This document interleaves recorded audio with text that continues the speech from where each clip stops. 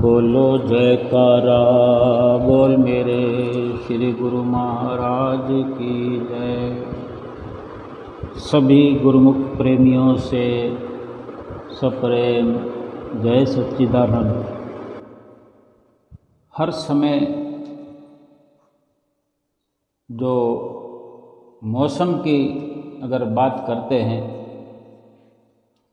कोई ना कोई मौसम एक निश्चित समय पर और कुछ समय के लिए, कुछ निश्चित समय के लिए, जैसे कि अभी सर्दी है, गर्मी है या बरसात का मौसम है या फसलों के माध्यम से समझें, चर्चा करें तो अभी गेहूं की फसल का समय है, अभी गन्ने की फसल का समय है। ये लगभग इस वक्त इन वस्तुओं की बुआई होती है, बिजाई होती है, फिर इस समय पर लगभग काटा जाता है। फिर कपास का भी समय आता है। ये कई तरह से जीवन के लिए मौसम भी आते हैं, वस्तुओं का भी जो उपजने का समय आता है। जैसे मौसम में आती है तो सर्दी आती है, गर्मी आती है, एक बसंत भी ऋतु है जो अलग से है सब ऋतुओं से, जिसको बसंत बहार भी कहते हैं। हम श्री आनंदपुर दरबार से और श्री परमहंस अद्वैत मत से जुड़े हुए हैं। श्री परमहंसों का जो हमें सानिध्य मिला है, परमहंसों की जो छत्र छाया मिली है, हम सभी गुरुमुखों को जहाँ जहाँ भी हम रहते हैं, हमारे जीवन में अगर भक्ति की सोच, भक्ति के नज़रिए से अगर हम देखें, जो हम गुरुमुखों का अवसर मिला है विशेष, चाहे दुनिया में कुछ होता रहे, भजन भक्ति करने के लिए पूरी दुनिया में अपना एक सिस्टम है, नियम है। हर इंसान का अपने अपने इष्ट देव की पूजा अर्चना हर कोई करते हैं और उनके भी त्योहार समय समय पर आते हैं, पूजा अर्चना करते हैं, मेले लगते हैं। क्योंकि ये हिंदुस्तान जो है, जितने भी हम हिंदुस्तान वासी हैं, भारतवासी हैं, ये धरती ही ऐसी है, वरदान की धरती है ये। इसमें देवी देवताओं का वास जो है सारा हिंदुस्तान में रहा है। हिंदुस्तान में ही देखें तो अपने अपने स्तर पर भक्ति का एक परचम लहराता रहा है। समय के अनुसार ही सही, युग बदलते रहे, समय बदलता रहा, भगवान धराधाम पर अपनी मौज से अलग अलग प्रकार से अवतरित होते रहे। और जैसे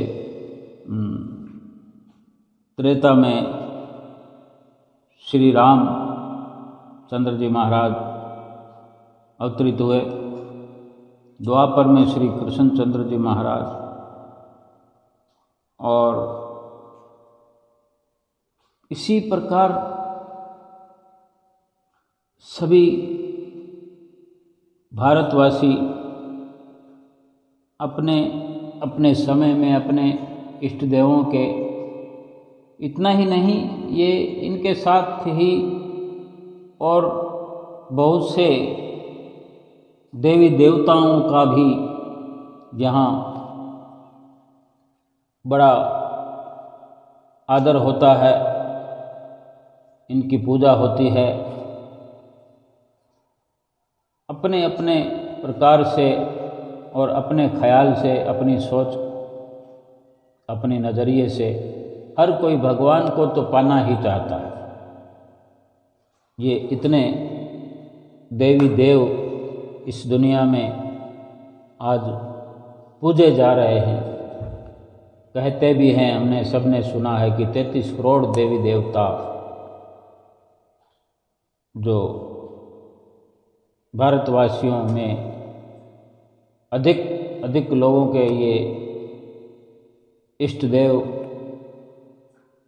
माने जाते हैं। लोग अपना इष्ट देव मानकर पूजा करते हैं,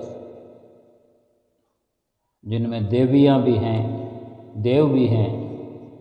यानी एक पूजा अर्चना का जो सिलसिला भारतवर्ष में चलता है, बड़े भावुक होकर, बड़े सच्चे मन से, पुलकित मन से, मन में विराग लिए हुए हर इंसान अपने स्तर पर पूजा अर्चना करता आया है, कर रहा है और करता रहेगा।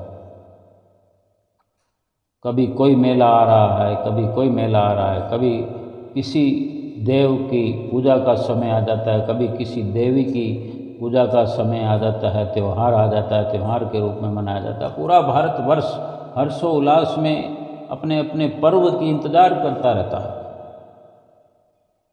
इसी प्रकार ही श्री आनंदपुर के अनुयायियों, आनंदपुर से जुड़े हुए गुरुमुख प्रेमियों के लिए एक अलौकिक दात है, अलौकिक वरदान है, अलौकिक उपहार है, जो श्री परमहंसों की ओर से हम गुरुमुख प्रेमियों को मिला। दिव्य उपकार, दिव्य उपहार और दिव्य लीलाओं का रसपान गुरुमुख प्रेमी करते हैं। और अगर मेला लगने की बात करें, त्योहार आने की बात करें, तो सतगुरु ने, श्री परमहंसों ने एक लहर चला दी है अपने गुरुमुख प्रेमियों के लिए, श्री आनंदपुर दरबार के अनुयायियों के लिए। वो चाहे कहीं भी, किसी शहर में, देश में, विदेश में, गांव में, नगर में, यानी डगर डगर में, घर घर में एक लीला रचा दी है, जो लगातार चलती रहती है, हर पल चलती रहती है, हर घंटे, हर दिन, हर सप्ताह, हर महीने, हर तिमाही, छमाही और साल भर कि श्री गुरु महाराज जी के श्री दरबार में कब मेला होता है। इसको भी अगर ठीक से समझे तो ये सबके आगे, ये सब गुरुमुखों के लिए एक निश्चित संदेश पहले से रहता है कि अभी दीपावली आ गई, फिर उसके बाद माघी का पर्व आ गया, फिर उसके बाद जो है बैसाखी का पर्व आ गया, फिर शुभ भंडारा का 2 जून का पर्व आ गया, फिर जुलाई में गुरु पूर्णिमा का पर्व आ गया, और फिर से माघी का पर्व, दीपावली का पर्व, ये चक्कर चलता रहता है। जैसे दुनिया में पर्व आते रहते हैं थोड़े थोड़े समय में और मौका मिलता रहता है, इसी प्रकार श्री आनंदपुर दरबार के भी अनुयायियों के लिए, गुरुमुख प्रेमियों के लिए ऐसे अवसर मिलते हैं। लेकिन एक थोड़ा हटकर अगर गहराई से विचार करें तो श्री आनंदपुर दरबार की जब से रचना हुई है तो एक उक्ति मशहूर है, एक संदेश ये भी है कि जहाँ श्री गुरु महाराज जी पहुँच जाते हैं, गुरुमुखों को दर्शन हो जाए, दर्शन हो रहा हो, दर्शन होने वाला हो, तो ये निश्चय सबके दिलों में भी है और ऐसा शास्त्रों में वर्णन भी है, गुरबाणी में भी वर्णन है। जा पल दर्शन साध का ता पल की बलहार,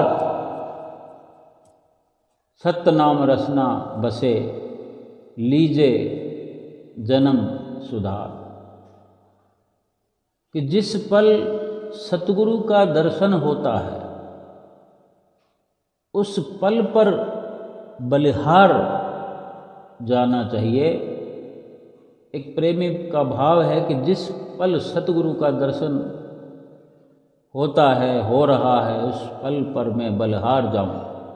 ये भाव हैं सेवक के, भगत के, प्रेमी के, गुरुमुख के।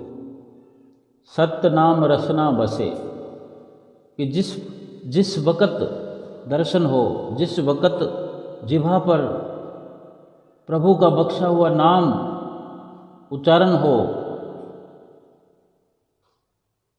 उससे जीवन का सुधार हो जाता है, इस जीव का उद्धार हो जाता है, आत्मा का कल्याण हो जाता है। तो इससे बड़ा पर्व कौन सा है? दर्शन मात्र से उद्धार हो जाए, नाम की कमाई से उद्धार हो जाए। यानी ये निश्चित तौर पर समझ लेना चाहिए, हम ये समझें कि कहीं न कहीं हमारे सतगुरुदेव दाता दयाल महाराज जी हर दिन हर पल दर्शन देते ही रहते हैं। और जो श्री परमहंसों का हर शहर में, देश में, नगर में, डगर में, गांव में, घर में, घट में श्री परमहंसों का जो सिंहासन लगा हुआ है, श्री परमहंस विराजमान है।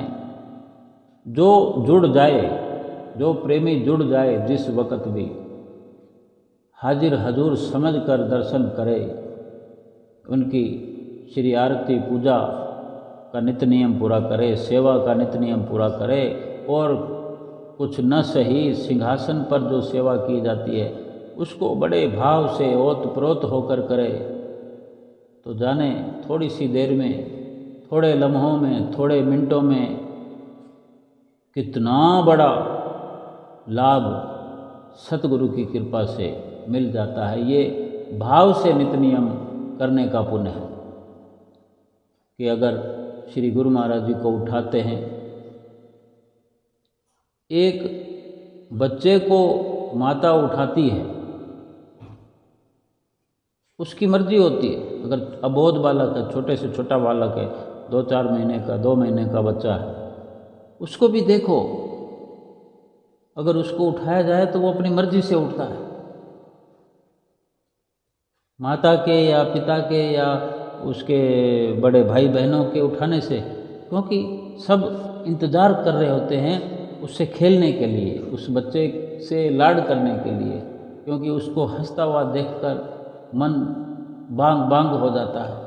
और जहाँ पहले बच्चे की प्राप्ति हो तो फिर कहना है क्या है। लेकिन वो नहीं उठता है, और माता का ऐसा रोल होता है कि बड़े प्यार से, बड़े लाड से उसको उठा भी लेती है, नींद से जगा भी लेती है, अपनी गोदी में लिए हुए रोने भी नहीं देती, उसको संभाल लेती है। तो ये एक इतिहास में निश्चित तौर पर हर कोई समझता है, मानता भी है कि माता का जो प्यार है, स्नेह है, वो पिता से 100 गुना है। और इसी प्रकार माता से जो अधिक प्यार है वो भगवान का है। भगवान से अधिक प्यार जो है वो सतगुरु का है, हजारों करोड़ों गुना अधिक है। क्यों कि अब हम देखें कि जो स्नेह की बात है, एक माता जैसे अपने बच्चों को किस प्रकार उठाती है, जैसे जैसे बड़ा होता जाता है तो तब उसका रोल जो है कुछ अलग होता जाता है। वो महसूस भी करता है, बच्चा सोया हुआ और उठाने पर उठता ऐसे करना, मतलब माँ के साथ बड़ा अपना प्यार जताता है, उसको भी उठाने में माता जीत जाती है। तो ये कितनी बड़ी बात है। हम ये बात कर रहे हैं, चर्चा कर रहे हैं श्री परमहंसों के हमारे मंदिर में विराजमान होने की, अपने घर में, चाहे अपने घट में, चाहे मंदिर में, कहीं भी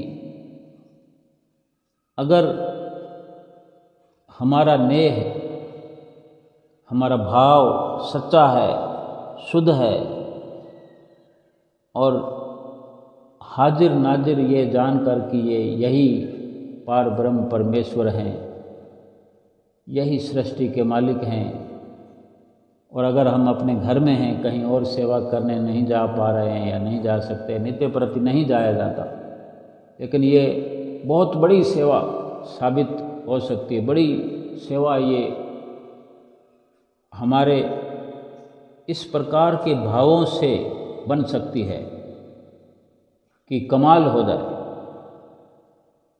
और होता है कि अपने श्री परमहंसों को जैसे नित्य प्रति उठाते हैं।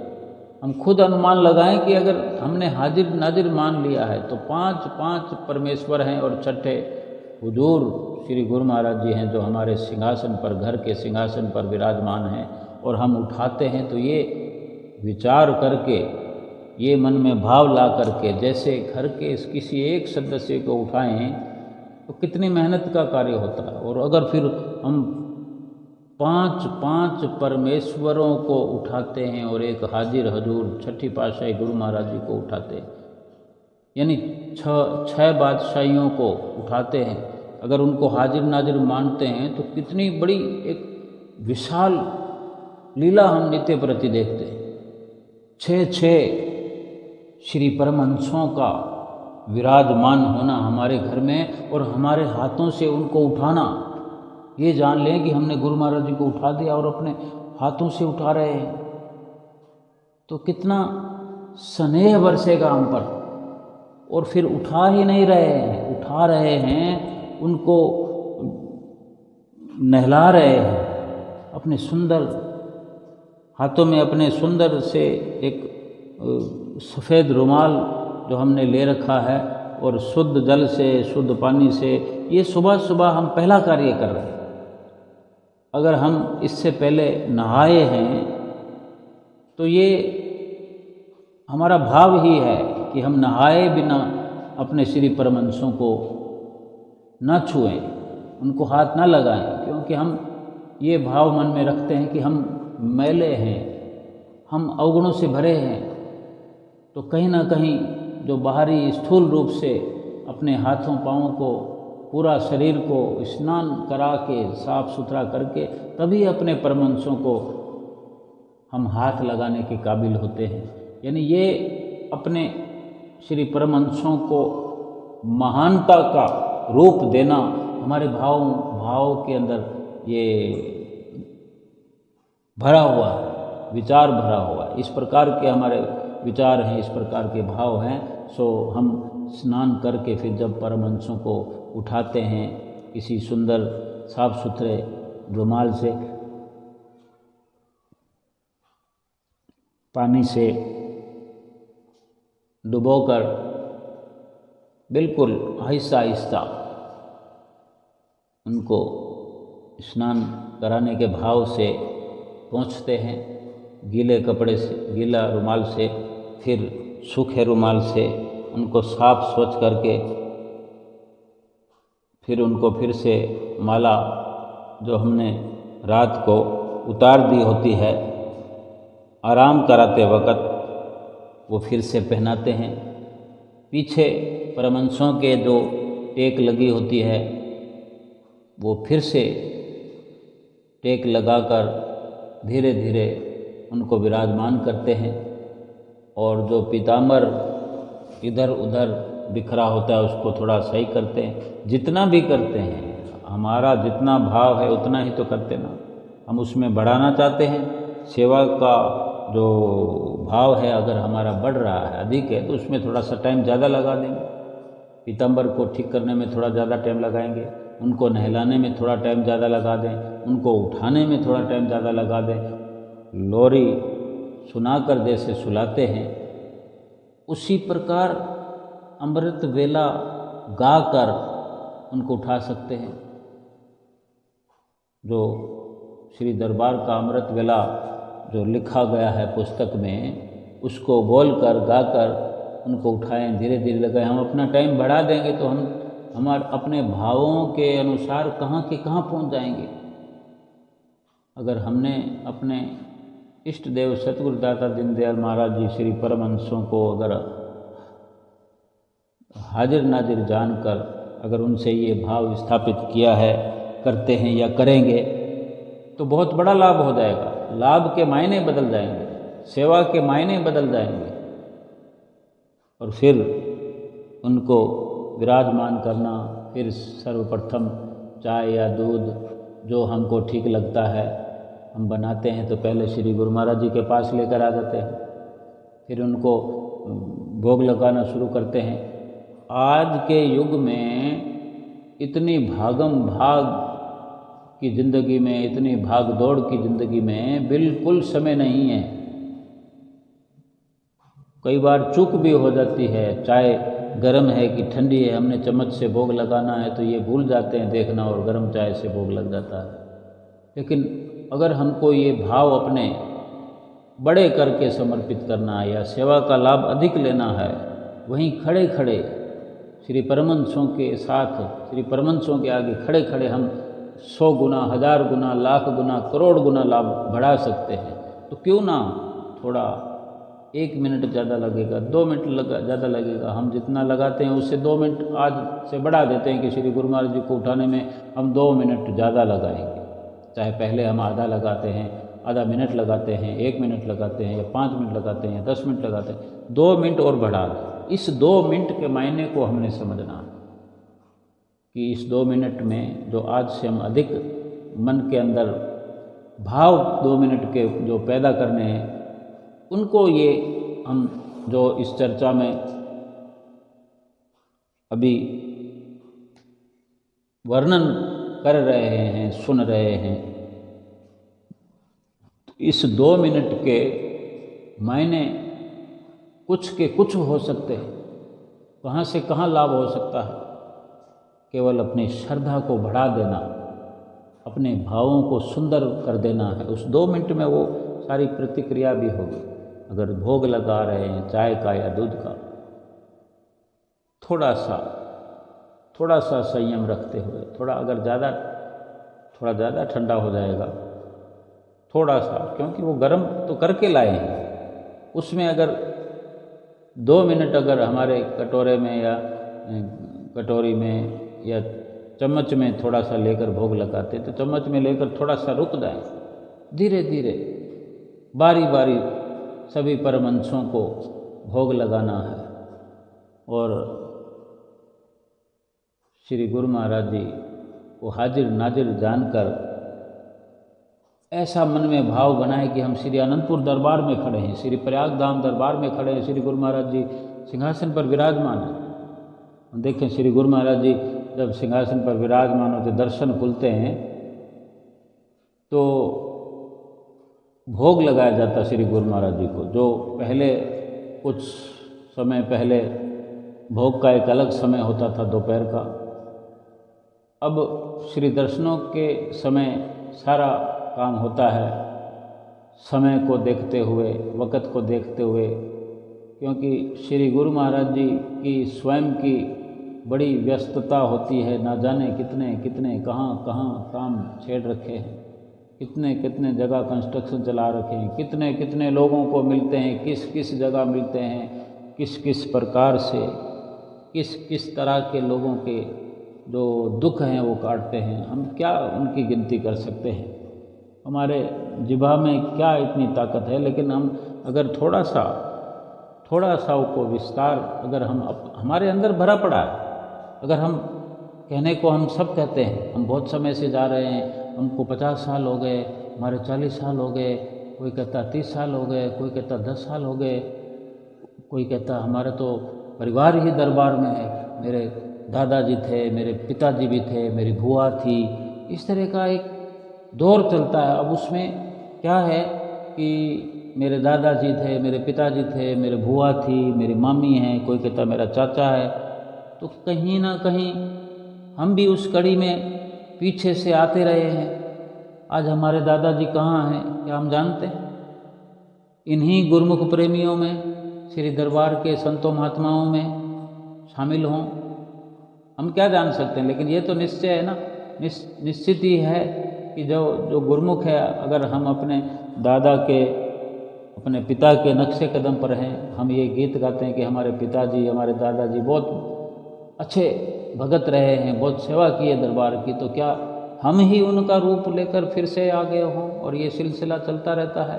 भक्ति तो जब संपूर्ण हम करेंगे, मुकम्मल करेंगे, श्री गुरु महाराज जी से एकाकार होने का जब पूरा यत्न होगा, तभी तो एकाकार होगा। तब तक आ रहे हैं उनकी शरण में, बार बार उनकी हजूरी में बैठने का सौभाग्य प्राप्त करते रहते हैं, क्योंकि भक्ति में एक सिलसिला चलता ही रहता है। गुरुमुखों के जो जहन में है, दिमाग में, ये चलता रहता है। बस जन्म जन्म जन्म में आपका चेहरा बनकर आऊँ, जन्म जन्म में आपकी सेवा कमाऊँ, श्री आनंदपुर दरबार में बार बार मैं आप ही के साथ आता रहूँ। तो ये कहीं ना कहीं भाव हैं जो हमें अपने सतगुरु के साथ बार बार जोड़ते हैं और माया से बचा कर जोड़ते हैं। और इस प्रकार भक्ति करते करते करते एक दिन सतगुरु के साथ हमारा मिलन हो जाता है, आत्मा का परमात्मा से मिलन हो जाता है। तो नित्य प्रति का जो हमें अवसर मिलता है, उससे बढ़कर तो कोई लाभ है ही नहीं कि श्री परमहंसों को उठाने का जो सुबह सौभाग्य मिलता है, उसमें थोड़ा सा प्यार, थोड़ा सा हार्दिक विशुद्ध प्रेम अपने भावों से भरकर वो कार्य कर दे, सारा दिन वो नज़ारा अपनी आँखों से हटेगा ही नहीं। श्वास श्वास भक्ति होती रहे। और इस प्रकार सभी परमहंसों को भोग लगाना, उनके आगे जो गदेला बिछा हुआ है, टॉवल बिछा हुआ है, वो सही करना, इधर उधर से सलवट निकालना, उसको अगर धारीदार टॉवल है तो उसको देखना कि धारी कोई एक किनारे से इधर लटक रहा है और उस किनारे से ऊपर है। पीताम्बर जो है वो कहीं इधर से लटक रहा है, बीच में से ऊंचा है, उस साइड से कैसा है, तो उसको थोड़ा थोड़ा सही करते करते करते उसको लाइन बाई लाइन उसका मिलान कर दें। ये भी सेवा है, ये उत्तम सेवा है कि अपने सतगुरु का, अपने परमहंसों का इतना ख्याल रखना। अगर श्री गुरु महाराज जी के सिंहासन पर विराजमान श्री परमहंसों की छवियों के साथ, श्री परमहंसों की छवियों के साथ हर समय तत्पर रहना, यानी अगर आकलन करना हो, समय को बांधना हो, समय को गिनना हो, टाइम देखना हो, तो कुछ ही समय हम दे रहे हैं। लेकिन इसको अपने भावों से अगर हम विस्तार करें, अपने भावों के साथ मिला करके, ओतप्रोत हो करके अगर हम महसूस करेंगे, तो ऐसा लगेगा कि सारा दिन, सारी रात हम अपने श्री परमहंसों के साथ व्यतीत कर रहे हैं। क्योंकि उनका जो गहराई से चिंतन करना है, जो दिल की गहराइयों से उनका ख्याल है। ये जितनी भी चर्चा हम कर रहे हैं अपने श्री परमहंसों की, जिनको हमने पार ब्रह्म परमेश्वर माना हुआ है और पार ब्रह्म परमेश्वर हैं भी, लेकिन सबसे बड़ी बात यह है कि हमने मान लिया है कि कोई और है नहीं, कोई और हो सकता नहीं। इस प्रकार की जो चित्तवृत्तियाँ हमारी उनके उठाने में, सुलाने में, भोग लगाने में, उनके लालन पालन में यानी स्नान कराने में, उनकी देख रेख में, उनकी पोशाक में, वस्त्रों में जो हमारी रुचि है, सुरती है, ध्यान है, ये दिल की गहराइयों से अगर है, होता है, हम करते हैं, तो ऐसे लगेगा फिर ये जो मौसम की हम बात करें तो ये पूरा जीवन ही एक भगवान से मिलने का मौसम आ गया है। ये जीवन वास्तव में भगवान से मिलने का मौसम है। जैसे कभी अनाज बोने का मौसम होता है, ऋतु होती है, कभी गन्ना बोने का, यानी ये सर्दी, गर्मी, पतझड़, ये अलग अलग प्रकार के मौसम आते हैं। अलग अलग प्रकार में अलग अलग की जिनसें बोई जाती है, फिर फसलें काटी जाती है। तो ये एक मनुष्य का जो जीवन है, ये प्रभु से मिलने की बारी है। जीवात्मा को परमात्मा से मिलाने का ये मनुष्य जीवन ही एक मौसम है, ये वक़्त है, ये अवसर है, ये मौका है। फिर ठीक ठीक इस प्रकार की जो हमारी नित्य प्रति की जो आदत हो जाए, जो हमारी ज़रूरत हो जाए, संसार के साथ, संसार वासियों के साथ, परिवार के साथ, रिश्ते नातों के साथ तो हमारी सुरती लगी हुई है ही, लेकिन इस बात को समझ पाएं कि वो सब झूठ है और ये सत्य है।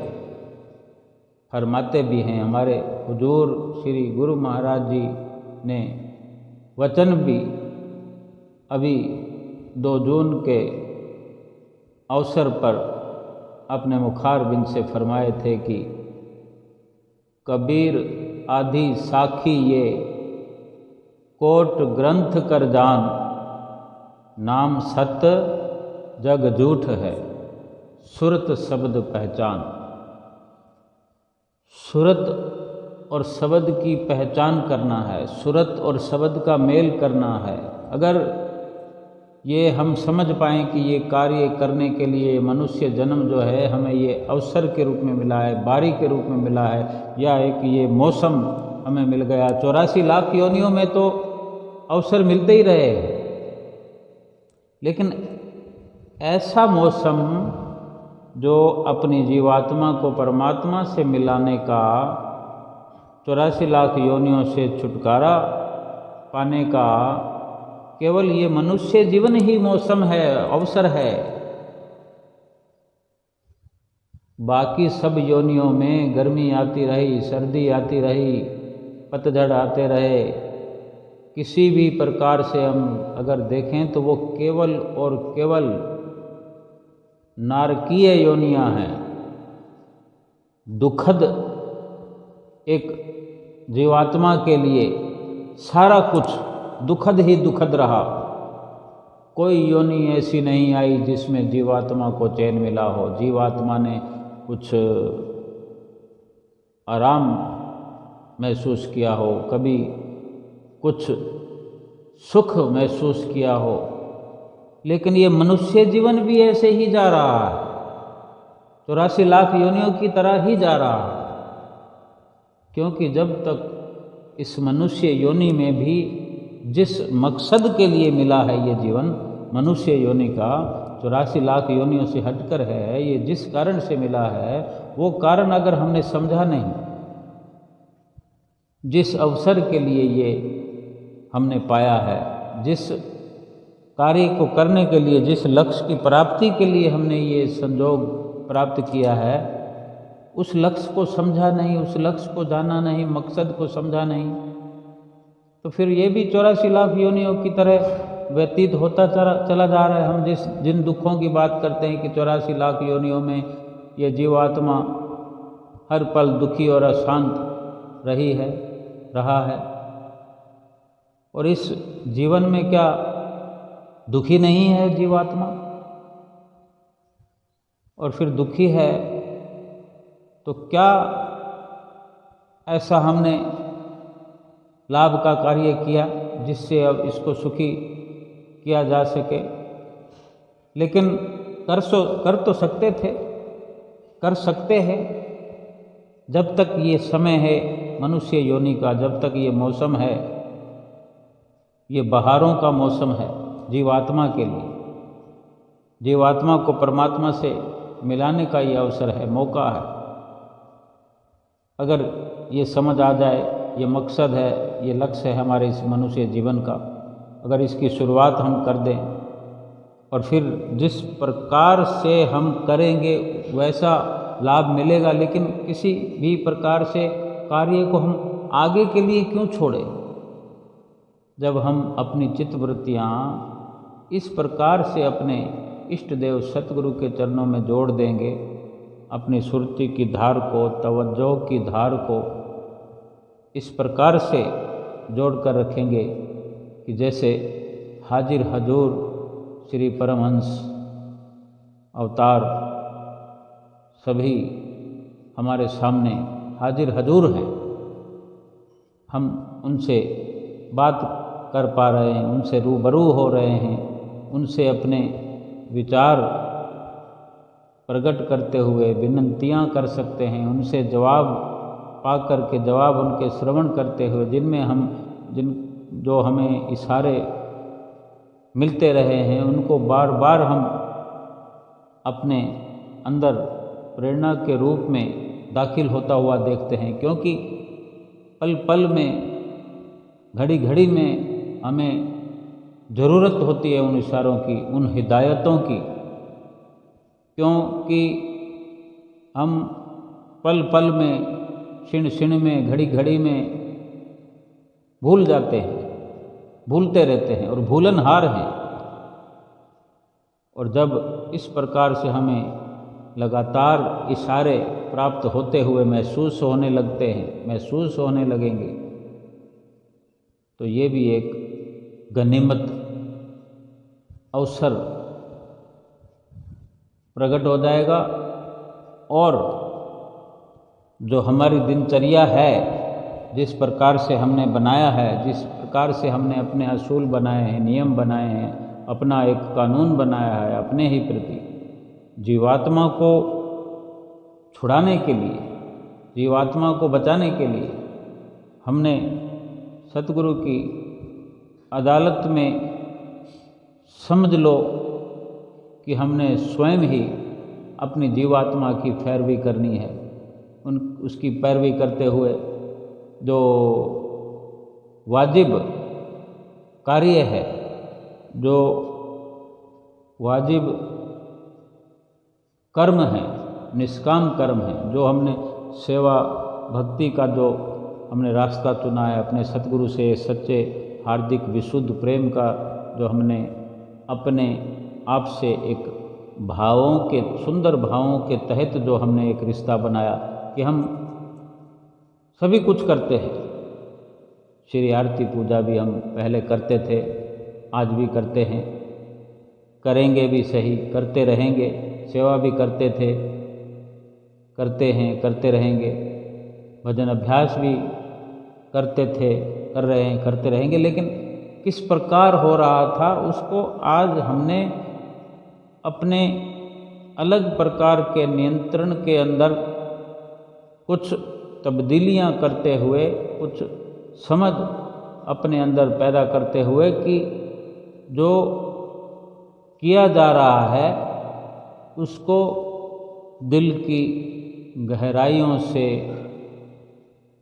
जो भाव, सुंदर भाव पैदा करते हुए, अपने सुंदर भावों को संजोते हुए, सजाते हुए, वर्णन करते हुए अपने सुंदर भावों का उल्लेख करते जाए। श्री आरती पूजा के समय, सेवा के समय, सेवाओं का इतना सुंदर उदाहरण हम पेश कर सकते हैं, इतनी सुंदरता अपने अंदर से बाहर प्रकट कर सकते हैं, बाहर से अंदर प्रवेश करा सकते हैं कि चारों ओर फिर सुंदर वातावरण हमारे जीवात्मा के चारों ओर सुंदरता का एक सुरक्षा कवच बन जाएगा। भक्ति से चारों ओर घिरी हुई ये जीवात्मा यूं खुशहाल हो उठेगी, जो महसूस करेगी कि ये वो सुंदर मौसम जिसमें हर क्षण, हर घड़ी, हर पल, हर घंटे, हर सुबह, हर शाम, हर दोपहर, हर रात्रि, हर दिन, हर सप्ताह, हर महीने, हर साल, यानी हर पल त्योहार ही त्योहार है, पर्व ही पर्व है।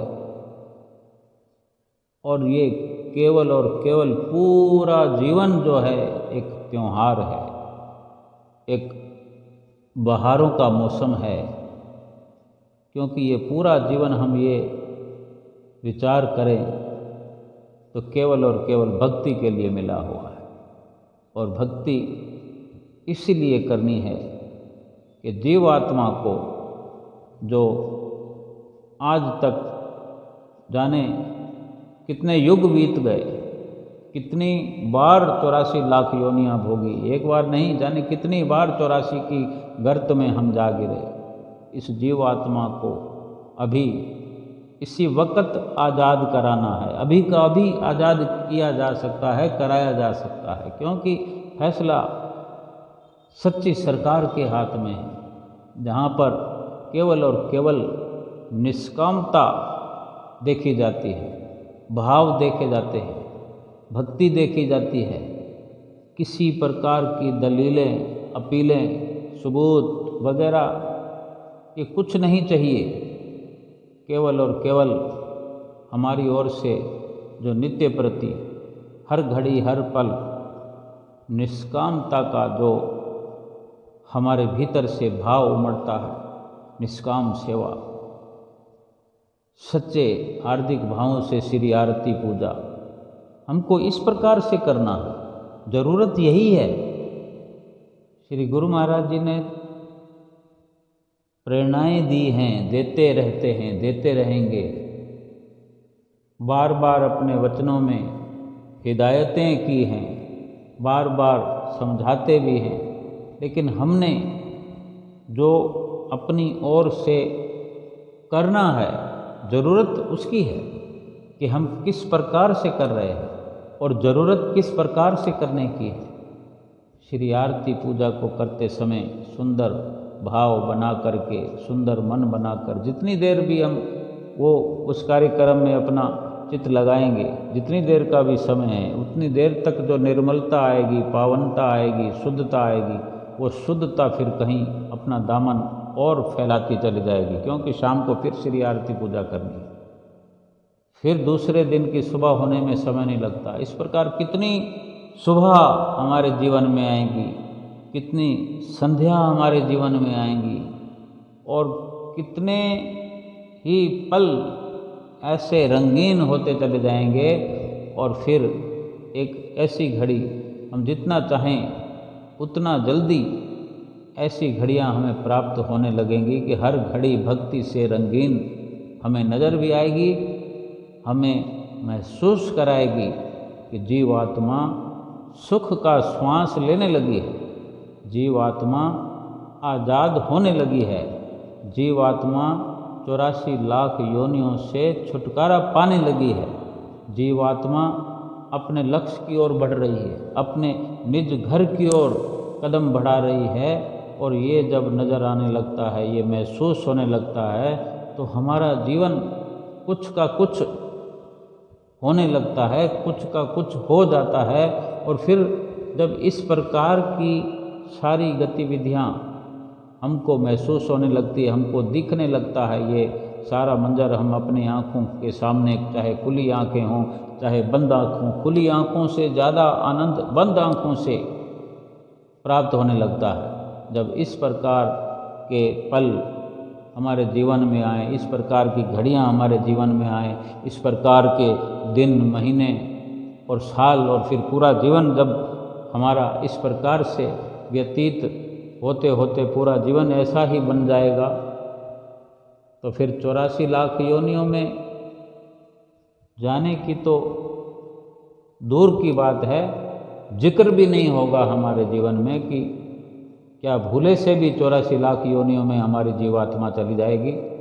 क्योंकि इतनी जो सजगता से, इतनी सत्यता से जो सतगुरु का दामन थाम लेता है, उनकी चरण शरण अपना करके जो निजी तौर पर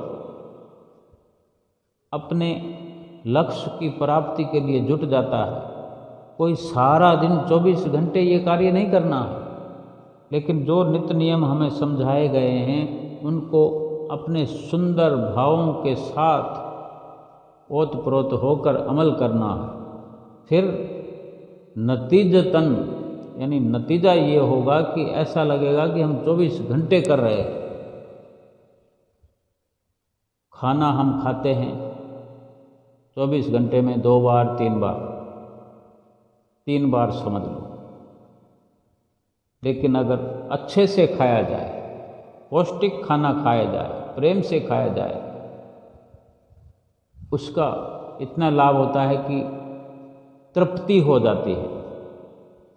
और कुछ विपरीत अवस्था हो जाए, समय ना मिले या खाना पौष्टिक ना हो, कोई कमी हो जाए जिससे स्वास्थ्य बिगड़ जाता है कि लाभ के लिए खाया था लेकिन हानि हो गई, या फिर कुछ रुचिकर ना हो, मन के मुताबिक ना हो पाया हो, तो फिर थोड़ी थोड़ी देर में ये लगता है कि जैसे खाना खाया ही ना हो। और जब रुचिकर भोजन हो, इतना कम से कम हो कि अपनी भूख को शांत करने में यानी अपने आप को तृप्त करने तक के लिए हम जो भी खाना खाते हैं, जो भी खाना हमने खाया वो पर्याप्त मात्रा में बड़े आराम से खा चुके और मन भी शांत हो गया, शरीर को भी जो पौष्टिकता चाहिए वो मिल गई हो, फिर जो तृप्ति होती है, फिर एक प्रकार से एक उसकी सीमा है। उससे पहले बिल्कुल खाना खाने के लिए विचलितता नहीं होती, भटकाव नहीं होता, एक स्थिरता पैदा हो जाती है। ये भक्ति का मार्ग भी इसी प्रकार है कि अगर अच्छे से जीवात्मा का ख्याल करना है, अच्छे से जीवात्मा को मंजिल पर पहुंचाना है, तो बिल्कुल जितना भी समय है, सुबह श्री आरती पूजा का समय है, श्री गुरु महाराज जी को उठाने का समय है, और फिर श्री आरती पूजा करते हुए जब कार्यक्रम की समाप्ति हो जाती है, फिर बहुत देर तक संसार के कार्य तो करने हैं, करते रहे, लेकिन मन में एक चिंतन चलता रहे, एक लहर सी चलती रहे, एक बहार चलती रहे। भक्ति का ये मौसम नित्य प्रति हमें अपना असर दिखाता रहेगा।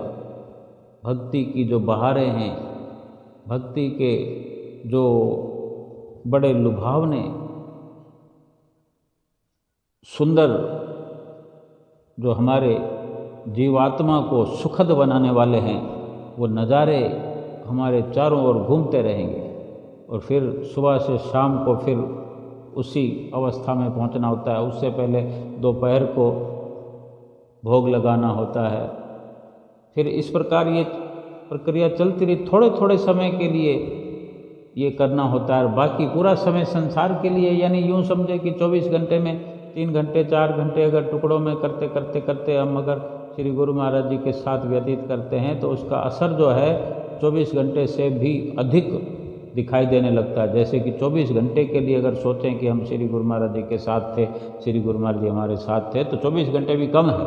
ऐसे लगता है कि कोई अनुमान भी नहीं लगा सकते कि हम कितना श्री गुरु महाराज जी के साथ हैं और कितना श्री गुरु महाराज जी हमारे साथ हैं। अगर ऐसा लगने लगे तो जीवन के मायने बदल जाएंगे। हमारा जीवन सत्यम सुंदरम, सत्यम शिवम सुंदरम बन जाएगा।